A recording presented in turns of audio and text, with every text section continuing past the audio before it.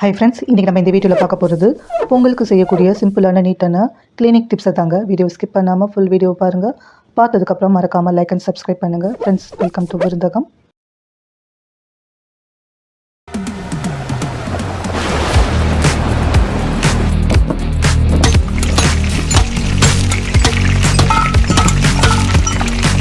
Tips number 1. Friends, வீட்டு கிச்சனில் பார்த்தீங்கன்னா ஈக்கள் நடமாட்டமும் கொசுக்கள், சின்ன சின்ன கொசுக்கள் மாதிரி உள்ள பூச்சிகள், பல்லிகள் நடமாட்டம் அதிகமாக இருக்கும். அந்த மாதிரி பூச்சிகள் இல்லாமல் இருக்க என்ன பண்ணலான்னு பார்த்தீங்கன்னா, இந்த மாதிரி ஒரு பாத்திரத்தில் தண்ணி எடுத்துக்கோங்க. அந்த தண்ணி கூட நம்ம வீட்டில் யூஸ் பண்ணக்கூடிய லெமன் ஒன்று எடுத்துக்கிடலாம். எடுத்து இந்த மாதிரி நல்லா பிழிஞ்சிக்கோங்க. இந்த மாதிரி பிழிஞ்சதுக்கப்புறம் நம்ம வீட்டில் யூஸ் பண்ணக்கூடிய பேக்கிங் பவுடர் இருக்குது இல்லைங்களா, அந்த பேக்கிங் பவுடர் வந்து 1 டீஸ்பூன் எடுத்துருக்கேன். நீங்கள் எவ்வளோ குவான்டிட்டி வேணுமோ அந்த குவான்டிட்டிக்கு தகுந்தாப்பில் எடுத்துக்கோங்க. ஸோ இந்த மாதிரி 1 டீஸ்பூன் எடுத்து அது கூடவே நம்ம வீட்டில் யூஸ் பண்ணக்கூடிய டிஷ்வாஷ் லிக்விட் இருக்குது இல்லைங்களா, அந்த டிஷ்வாஷ் லிக்விட் வந்து கொஞ்சமாக அந்த தண்ணிக்குள்ளே சேர்த்துக்கிடலாம்.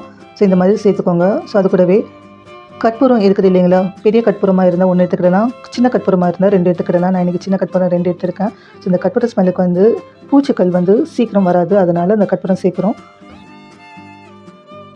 இந்த மாதிரி கற்பூரத்தை நல்லா நுணுக்கி சேர்த்துக்கோங்க. அந்த தண்ணியில் நல்லா சேர்த்துட்டு நல்லா மிக்ஸ் பண்ணுங்கள். ஸோ இந்த மாதிரி நல்லா மிக்ஸ் பண்ணதுக்கப்புறம் ஒரு ஸ்ப்ரே கண்டெய்னரில் அதை ஊற்றிடுங்க. இந்த மாதிரி ஊற்றி வச்சிங்கன்னா இந்த லிக்விட் வந்து 1 வாரம் வரைக்கும் யூஸ் பண்ணலாம். ஸோ அதுக்கப்புறம் நீங்கள் வேறு லிக்விட் ரெடி பண்ணி யூஸ் பண்ணலாம். ஸோ இந்த மாதிரி நீங்கள் கலந்து அந்த லிக்விடை வந்து ஒரு பாட்டிலில் ஸ்டோர் பண்ணிக்கிடலாம். லிக்விடை கிச்சனோட கவுண்டர் டாப்பை எப்பப்போ துடைக்கிறீங்களோ அப்போ இந்த ஸ்ப்ரேவை வந்து ஃபர்ஸ்ட் அப்ளை பண்ணிவிட்டு அதுக்கப்புறம் துடைச்சிங்கன்னா இந்த ஸ்மெல்லுக்கு பூச்சிகள் வராது. ஸோ படிப்படியாக குறையும். 3 நாளுக்கு கண்டினியூவாக யூஸ் பண்ணிங்கன்னா அந்த ஸ்மெல்லுக்கு பூச்சிகள் எதுவும் வராமல் இருக்கும். ஸோ இது வந்து நீங்கள் ரெகுலராக யூஸ் பண்ணலாம். நம்ம வினிகர் சேர்க்காததுனால இந்த சொல்யூஷன் வந்து 1 வீக் வரைக்கும் தான் யூஸ் பண்ண முடியும். ஸோ இது அதுக்கப்புறம் நீங்கள் வேறு சொல்யூஷன்ஸ் வந்து ரெடி பண்ணி யூஸ் பண்ணிக்கிடலாம். இது நீங்கள் ரெகுலராக அப்ளை பண்ண பூச்சிகள் நடமாட்டம் இல்லாததை கண் கூட பார்க்க முடியும். இந்த சொல்யூஷனை நீங்கள் யூஸ் பண்ணி க்ளீன் பண்ணுறதுனால கிச்சனோட கவுண்டர் டாப்பும் அவ்வளோ க்ளீனாக இருக்கும். பாருங்கள், க்ளீன் பண்ணி காட்டுறேன் எவ்வளோ க்ளீனாக இருக்குதுன்ட்டு. ட்ரை பண்ணி பாருங்கள் ஃப்ரெண்ட்ஸ் இந்த டிப்ஸை.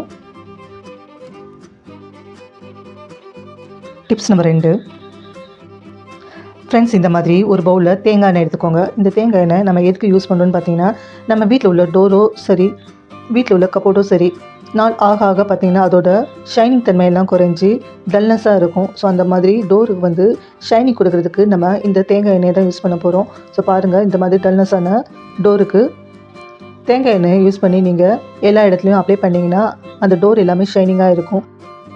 இந்த டிப்ஸை நீங்கள் மந்த்லி ஒன்ஸ் ட்ரை பண்ணலாம். ட்ரை பண்ணி பாருங்கள் ஃப்ரெண்ட்ஸ், நல்ல ரிசல்ட் கிடைக்கும். Tips number 3. ஃப்ரெண்ட்ஸ், நம்ம கிச்சன் உள்ள உட்டன் ப்ராடக்ட்டை வந்து டைரெக்டாக தண்ணி யூஸ் பண்ணி க்ளீன் பண்ணிங்கன்னா அந்த ப்ராடக்ட் எல்லாம் தண்ணி பட்டு நாள் ஆக ஆக அந்த ப்ராடக்ட் எல்லாமே உப்பி வேஸ்ட் ஆகிடும். அதை அவாய்ட் பண்ணுறதுக்கு இந்த மாதிரி கிளாஸ் கிளீனர் கடையில் விற்கும். அந்த கிளீனரை யூஸ் பண்ணி நீங்கள் அந்த உட்டன் ப்ராடக்ட்டில் அப்ளை பண்ணி நீங்கள் தொடச்சிங்கன்னா அந்த உட்டன் ப்ராடக்ட்டு லைஃப் ரொம்ப நாள் நல்லாயிருக்கும், நல்லா ஷைனிங்காகவும் இருக்கும். ட்ரை பண்ணி பாருங்கள் இந்த டிப்ஸை.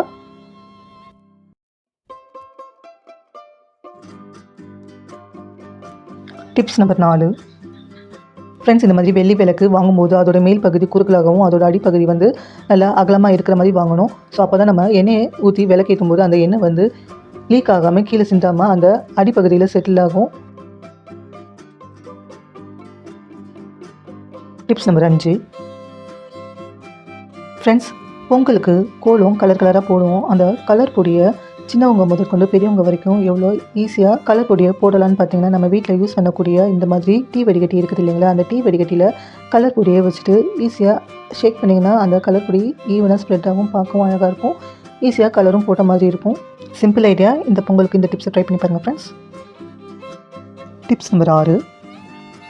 ஃப்ரெண்ட்ஸ், நம்ம வீட்டில் இந்த மாதிரி வெள்ளி பூஜை பொருட்களை கடையில் கொடுக்காம எப்படி வீட்டிலேயே பாலிஷ் பண்ண மாதிரி பளிச்சுன்னு மாற்றலான்னு பார்த்தீங்கன்னா, நார்மலாக நீங்கள் வாஷ் பண்ணுற மாதிரி வாஷ் பண்ணிவிடுங்க. வாஷ் பண்ணதுக்கப்புறம் ஈரம் இல்லாமல் துணி வச்சு நல்லா தொடச்சி எடுத்துக்கோங்க. அதுக்கப்புறம் நம்ம வீட்டில் யூஸ் பண்ணக்கூடிய திருநீர் இருக்குது இல்லைங்களா, அந்த திருநீரை அந்த பூஜை பொருளை இந்த மாதிரி அப்ளை பண்ணிவிடுங்க. அப்ளை பண்ணும்போது தெரியும் உங்களுக்கு பாலிஷ் போட்ட மாதிரி பளிச்சுன்னு மாறுது.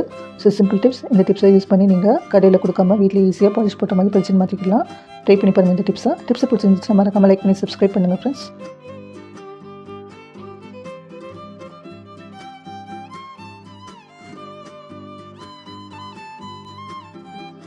Tips number 7. ஃப்ரெண்ட்ஸ், இந்த மாதிரி பெயிண்ட் அடிக்கிற ப்ரெஷ்ஷை யூஸ் பண்ணிவிட்டு கழுவி காய வச்சு போயிருந்தீங்களா அந்த ப்ரெஷ்ஷை பொங்கல் டைமில் வீட்டு க்ளீனிங் ப்ராசஸ்க்கு எப்படி யூஸ் பண்ணலான்னு பார்த்தீங்கன்னா, நம்ம வீட்டில் உள்ள ஜன்னலில் நெட்டெல்லாம் அழுக்கு படிஞ்சு தூசி படிஞ்சிருக்கும். ஸோ அதை ஈஸியாக க்ளீன் பண்ணுறதுக்கு இந்த ப்ரெஷ்ஷை யூஸ் பண்ணி க்ளீன் பண்ணிங்கன்னா ஈஸியாக க்ளீன் பண்ண முடியும். பாருங்கள், க்ளீன் பண்ணும்போது எவ்வளோ டஸ்ட்டு ரிமூவ் ஆகுறது உங்களுக்கே தெரியும். இந்த பொங்கல் க்ளீனிங் ப்ராசஸ்க்கு இந்த ப்ரெஷ்ஷை யூஸ் பண்ணலாம். ட்ரை பண்ணி பாருங்கள் இந்த டிப்ஸை. Tips number 8.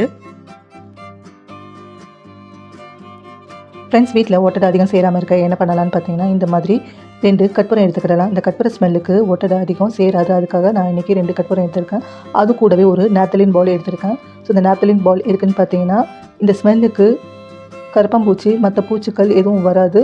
அதுக்காக நாப்தலின் பால் ஒன்று எடுத்திருக்கேன். எடுத்து இந்த கற்பூரத்தின் நாப்தலின் பாலையும் நல்லா உடச்சி எடுத்துக்கோங்க. இந்த மாதிரி நல்லா ஃபைன் பவுடராக உடச்சி எடுத்ததுக்கப்புறம்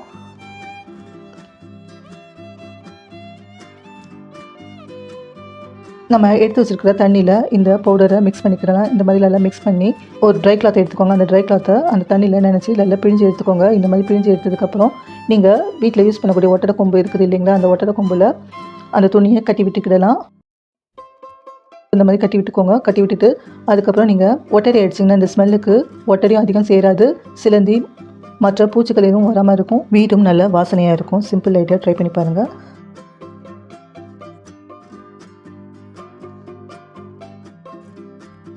ஃப்ரெண்ட்ஸ், இன்றைக்கி பார்த்த டிப்ஸ் எல்லாம் உங்களுக்கு யூஸ்ஃபுல்லாக இருந்திருக்கும்னு நினைக்கிறேன். எந்தெந்த டிப்ஸ் உங்களுக்கு யூஸ்ஃபுல்லாக இருந்ததோ மறக்காமல் கமெண்ட் செக்ஷனில் கமெண்ட் பண்ணுங்கள். இந்த டிப்ஸ் உங்களுக்கு பிடிச்சிருந்துச்சுன்னா மறக்காமல் லைக் பண்ணி சப்ஸ்கிரைப் பண்ணுங்கள். தேங்க்யூ ஃபார் வாட்சிங்.